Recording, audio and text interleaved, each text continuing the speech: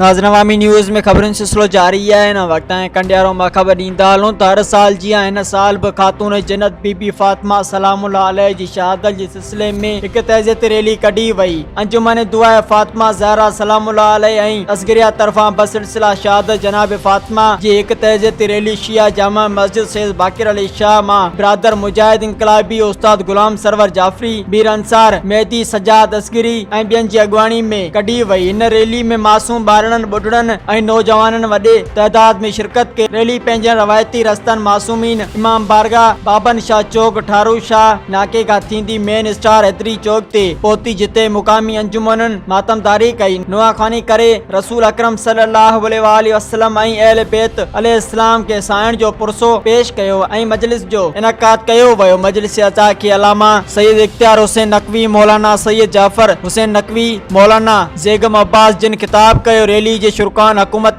पाकिस्तान का मुतालबो कंदे चयो त सऊदी अरब ते ज़ोर विधो वञे त जन्नतुल बकी में मुक़द्दस मज़ारात ते रोज़ा ठाराया वञनि त जीअं इन्हनि मज़ारात जी ज़ियारत करे सघिजे। हिन तहज़ियत रैली में लब्बैक या ज़हरा, लब्बैक या ज़हरा, लब्बैक या इमाम, लब्बैक या हुसैन जा नारा हर तरफ गूंजी रहा हुआ। सर्दी जे मौसम के उब ॾाड़ींदड़ नारनि गरमाए छॾियो। हर अख साइण जे गम में इस्तक़बार नज़र पे आई। रैली शहर जंहिं बि इलाइक़े मां गुज़री पे उतां जो माहौल सोगवार नजर पे आयो। रैली मुकर्रर रस्तन तां थींदी मस्जिद सैयद बाकिर अली शाह वटि इख्तिताम पज़ीर थी। याद रहे त रैली जी सिक्योरिटी सिंध पुलिस सां गॾु अलजल ऐं पयाम विलायत जे नौजवाननि सख्त करे सिक्योरिटी कई। आखिर में दुआ ख़ैर पढ़ी वई ऐं मोमिनन में लंगर ज़हरा तक़सीम कयो वयो। मज़ीद खबरों और तफसीलात के लिए विजिट करें हमारी वेबसाइट www.awamiNewsHD.com।